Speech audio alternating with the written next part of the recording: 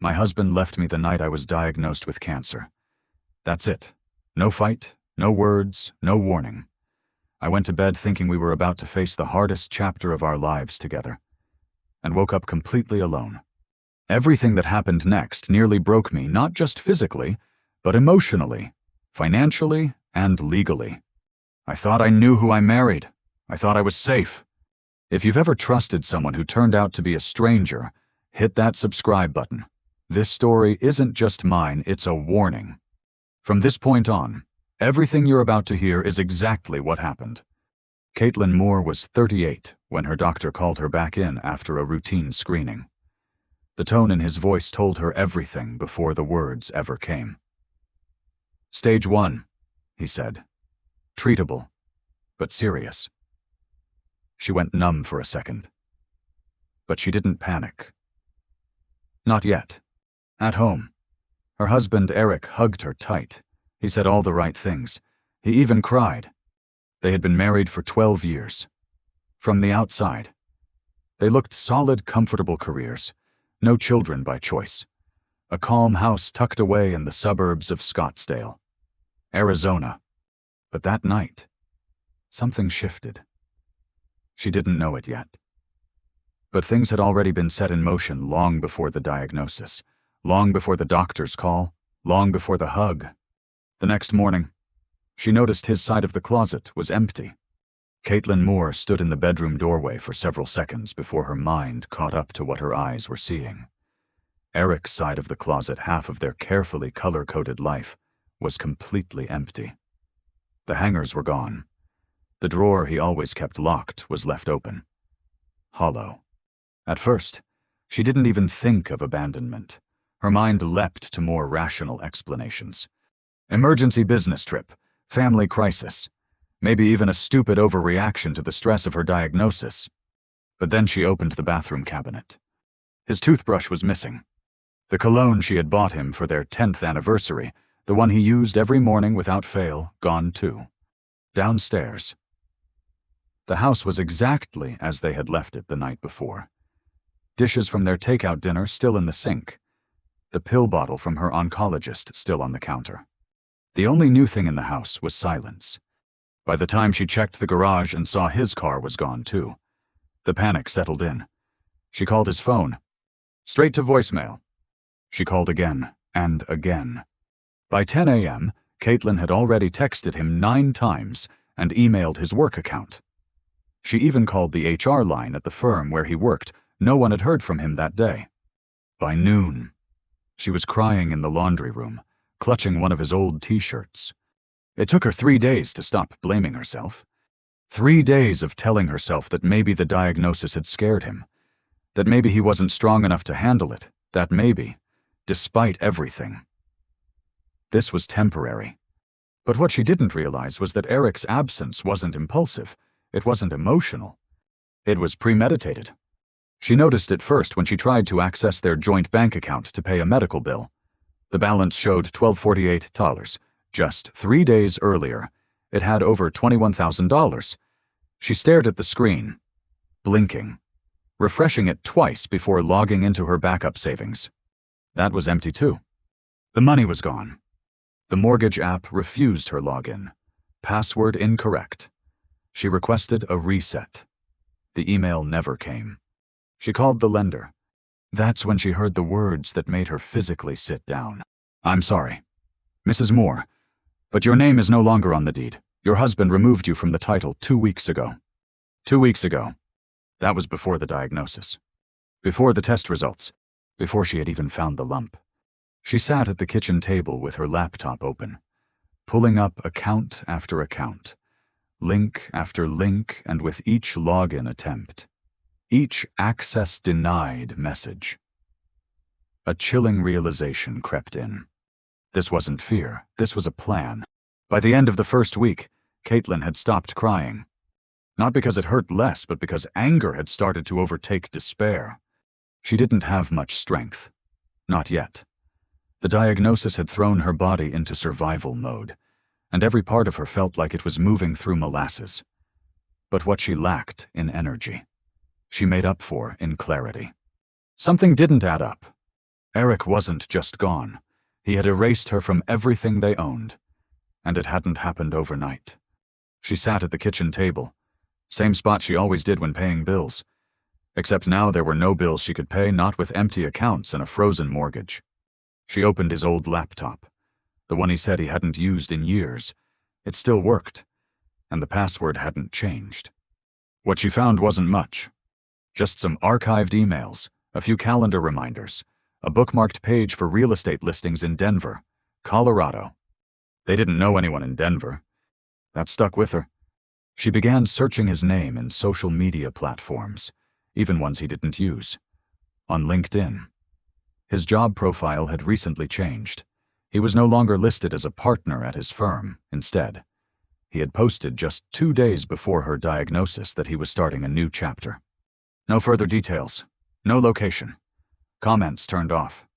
She closed the screen and leaned back, trying to breathe. It wasn't grief she felt. It was the sting of betrayal, sharpened by deliberate effort. It was the feeling of being replaced. 3 days later, the first email arrived. No subject line, no sender name, just an address in Denver and a photo. It showed Eric, standing outside what looked like a high-rise apartment, smiling. Beside him was a woman Kaitlyn had never seen before. Blonde, young, laughing, her arm tucked under his. The photo looked recent, maybe even that week.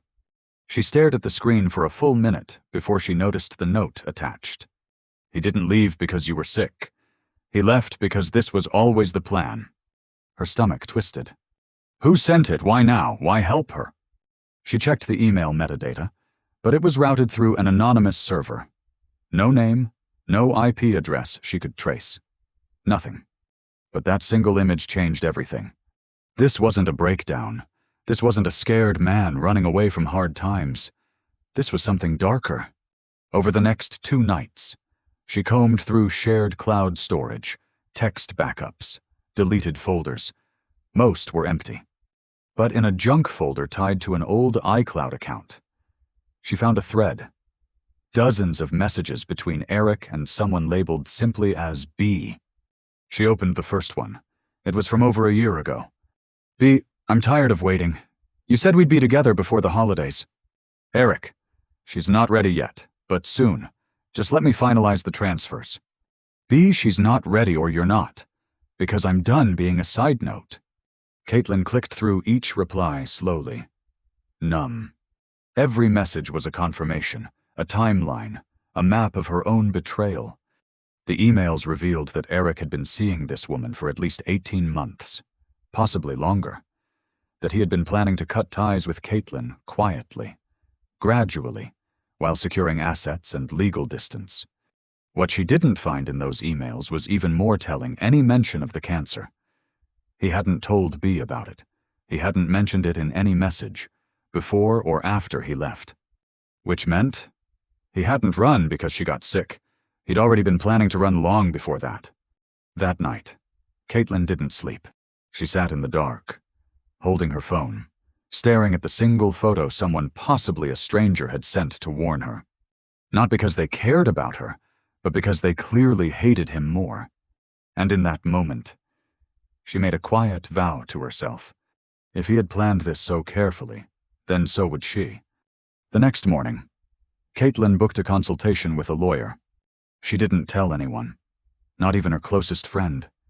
She knew what sympathy looked like: soft words, tilted heads, pity disguised as kindness. That's not what she needed right now. What she needed was leverage. The law firm was small, but known for its reputation in complex divorce and financial misconduct cases. Her attorney, Sandra Nguyen, reviewed the emails and photo Kaitlyn brought without saying a word for 5 full minutes. When she finally looked up, her voice was steady. This wasn't just abandonment, she said. This was financial fraud, possibly insurance fraud, too, depending on what else we find. Kaitlyn's hands gripped her coat tighter. He emptied everything, even the IRA we set up 3 years ago. My name is off all the property, off the accounts. I didn't even know that was possible. Sandra's tone sharpened. It's not legally. At least not without forged authorization or trickery. We'll subpoena the transfers." That was the first time Kaitlyn heard someone say out loud what she had only dared to suspect in silence. That she hadn't just been left behind. She had been deliberately removed from her own life. Over the next 2 weeks, Sandra's team pulled every relevant document: bank statements, account ownership logs, emails from Eric's workplace, credit report data. The deeper they looked, the more disturbing the pattern became. Eric had been quietly transferring funds to a private brokerage account for nearly 9 months. Several assets, including a rental property Kaitlyn didn't even know they owned, had been liquidated. The money gone. At the same time, he had changed the beneficiary on her life insurance policy to himself. Kaitlyn stared at that document for nearly a minute. It was dated 11 days before her diagnosis. Meanwhile, her health was deteriorating. Chemotherapy had begun. The physical toll was crushing: nausea, fatigue, mental fog.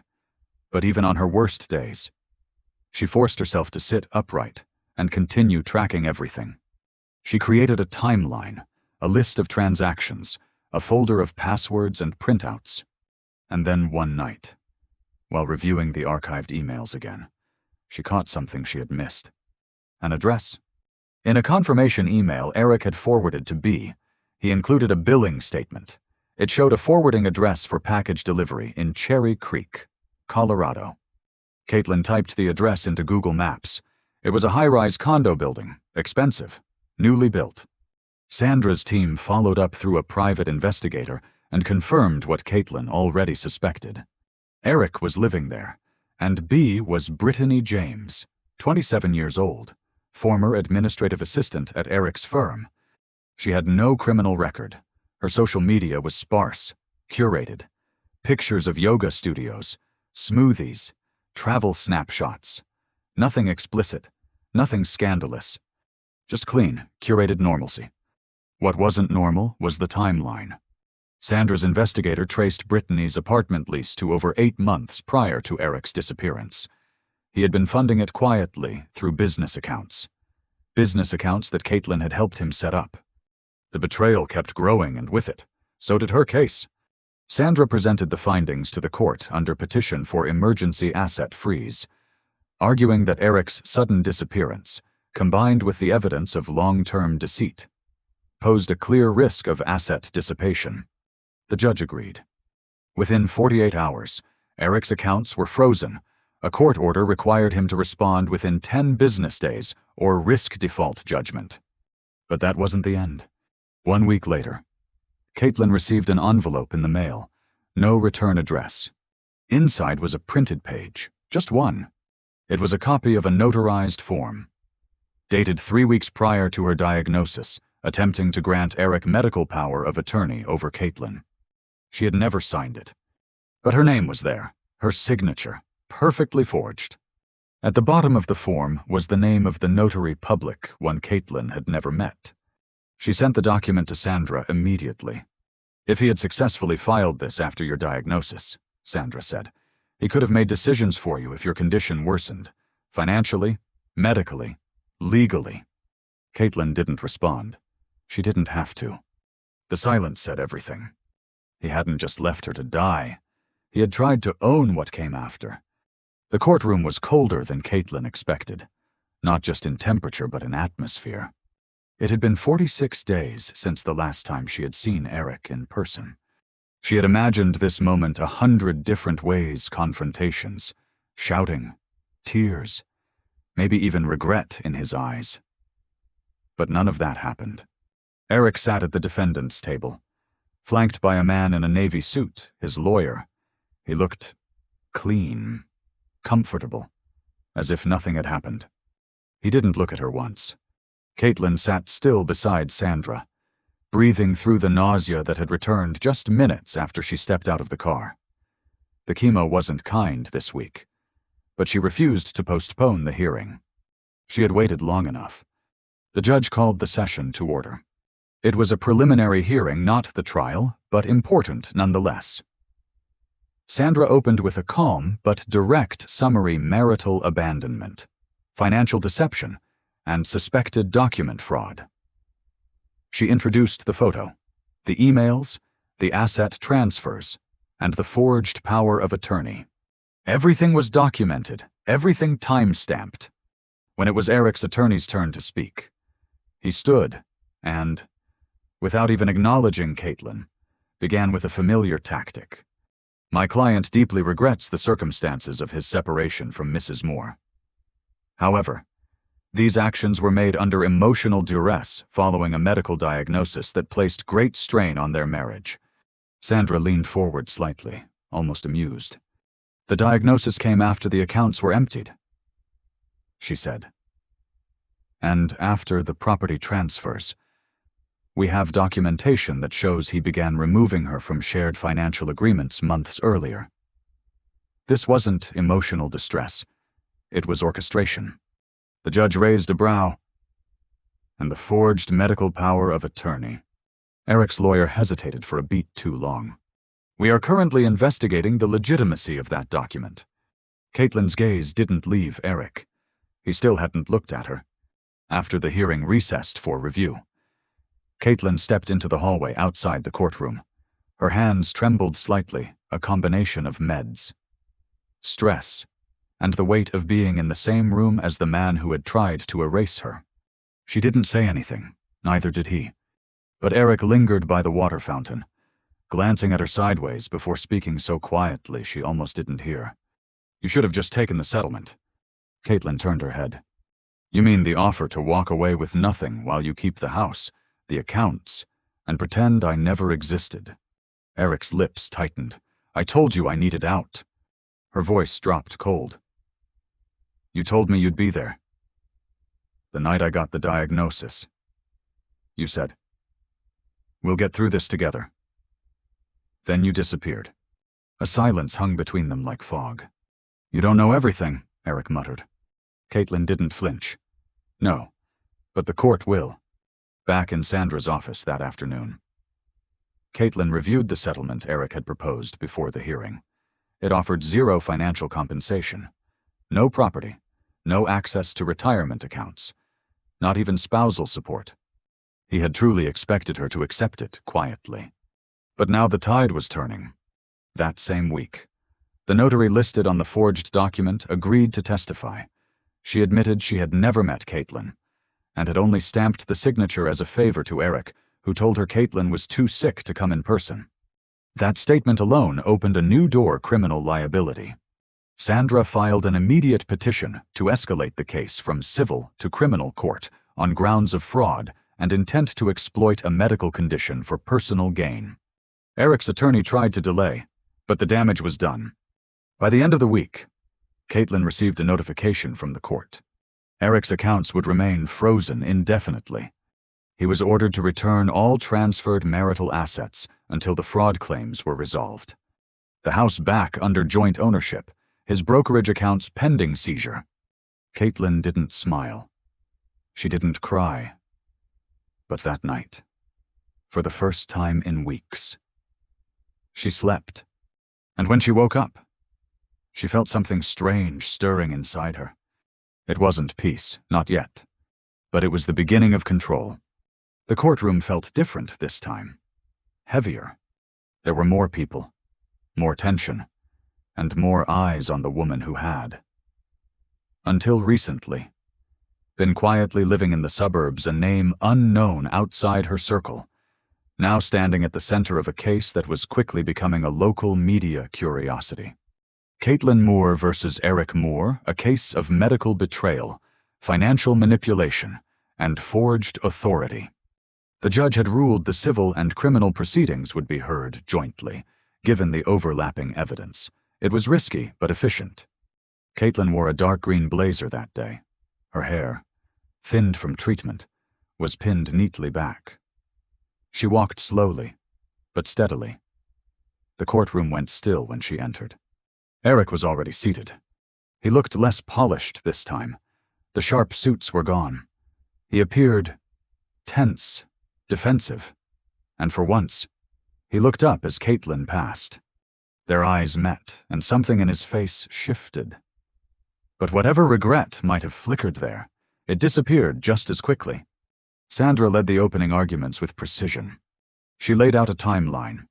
Each action Eric took, the removal of Kaitlyn's name from accounts, the forged power of attorney, the unauthorized insurance beneficiary change, and the lease for a second apartment signed 8 months prior to separation. Then came the witness list.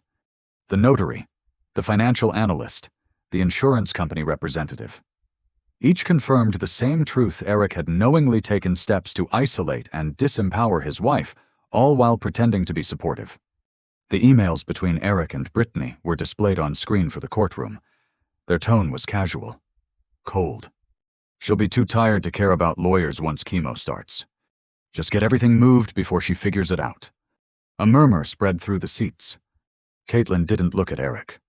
Then the unexpected happened. The next witness called was Brittany James. There had been no indication she would appear. Sandra had only subpoenaed her phone records, not her person.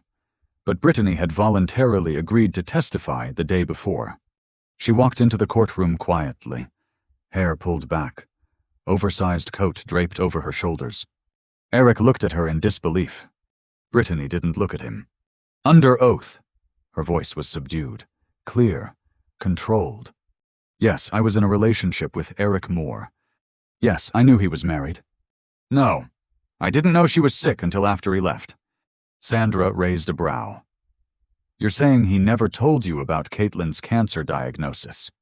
No, he didn't mention it, not once. And what did he tell you about his wife? That she was emotionally manipulative, controlling, that he needed a clean break. A pause. And you believed him? Brittany looked at Kaitlyn. I did, until I found the documents. The courtroom went silent. What documents? Sandra asked. Brittany's voice cracked slightly, but she kept speaking. He had a folder hidden in his office. Printouts of her medical files, of their joint assets. He kept saying he'd filed a divorce after he closed things cleanly. But he wasn't closing anything. He was collecting, consolidating. Sandra approached carefully. Why testify now? Brittany swallowed. Because I was part of this, and I don't want to carry it any longer. He lied to me. 2. Kaitlyn's chest tightened. Not with sympathy, but with recognition. She had been fooled by Eric's smile, his timing, his calm. So had Brittany. The difference was, Kaitlyn had married him. By the end of the week, the judge ruled in Kaitlyn's favor. Eric was ordered to return 100% of the marital assets, pay back damages for fraud and legal fees, forfeit any rights to insurance claims tied to Kaitlyn, face a separate criminal inquiry regarding medical forgery. The house was hers, the accounts unfrozen in her name. Even the investments she never knew about were traced back and restored. Kaitlyn didn't celebrate. She walked out of the courtroom to a gray sky and cool wind. Brittany passed her in the hallway but said nothing. No apology, no explanation. Just 2 women both lied to passing through the same wreckage from different directions. That night, Kaitlyn stood alone in her kitchen. The legal victory meant everything, but it didn't erase what happened. The nights she cried, wondering what she'd done wrong. The hospital visits she took alone. The mornings she stared at an empty bed, convincing herself not to die from more than just cancer. It was over, but it would never be undone. She picked up the letter the judge had signed the final division of assets and slid it into a drawer. Then she reached for her phone. There were 5 missed calls, all from Eric. She didn't call back. 3 months after the court ruling, Kaitlyn Moore packed the last box from the house she had fought so hard to reclaim. She wasn't keeping it. People thought she would that after everything.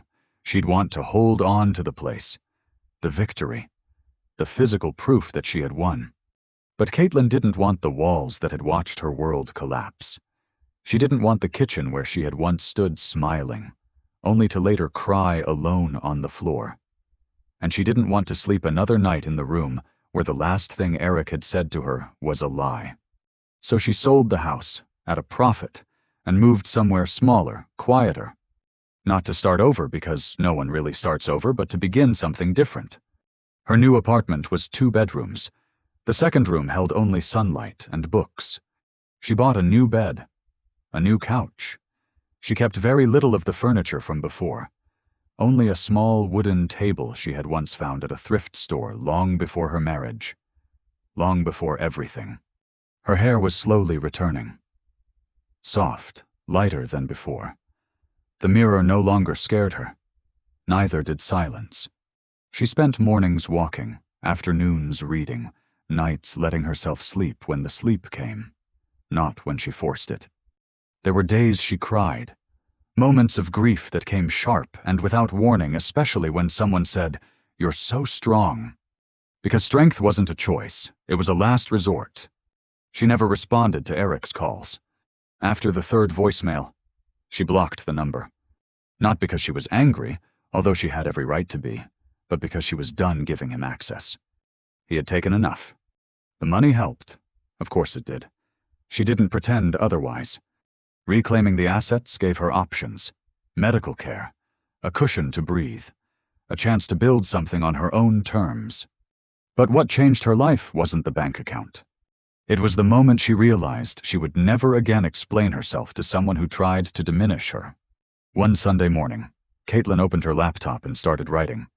Not a memoir, not a blog, just her thoughts. What she had learned.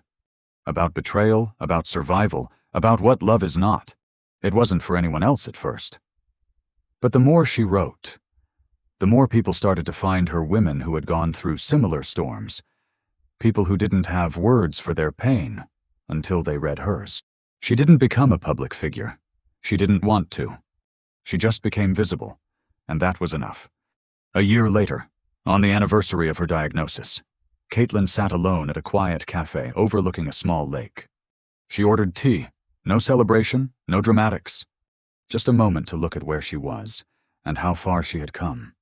She still had questions that would never be answered.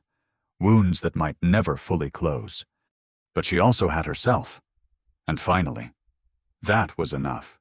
As she stirred her tea, her phone buzzed. A new message, from a name she didn't recognize. She smiled faintly and silenced it. Not every message needs a response. Some doors are better left closed.